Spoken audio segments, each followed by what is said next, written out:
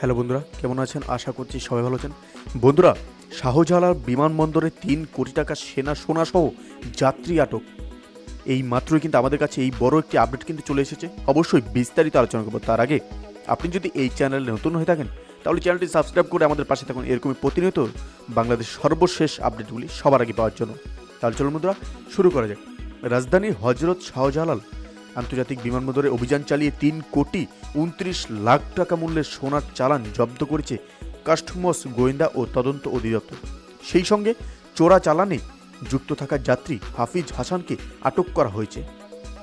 বুধবার সন্ধ্যায় এক বিজ্ঞপ্তিতে এই তথ্য জানান বিমানবন্দরের কাস্টমস গোয়েন্দা ও তদন্ত সার্কেলের সহকারী পরিচালক প্রদীপ কুমার সরকার। তিনি জানান, বুধবার বিকেলে গোপন সংবাদের ভিত্তিতে মাস্কাট থেকে ঢাকায় আসা ওমান এয়ারলাইন্সের একটি ফ্লাইটে অভিযান চালানো হয়। ফ্লাইটের 32A সিটের যাত্রী হাফিজ হাসানকে তল্লাশি করলে তার সামনের সিটের ব্যাক পকেটে সাদা স্কচ টেপে মোড়ানো সোনার বার উদ্ধার করা হয়। পরে জব্দ করা সোনা গ্রিন চ্যানেলে ইনভেন্টরি টেবিলে বিভিন্ন সংস্থার উপস্থিতিতে খোলা হয়। গণনা করে 32টি সোনার বার পাওয়া যায়। পরবর্তীতে যাত্রীর দেহ তল্লাশি করে আরও 98 গ্রাম স্বর্ণালঙ্কার পাওয়া যায় বলে খবর জানানো হচ্ছে।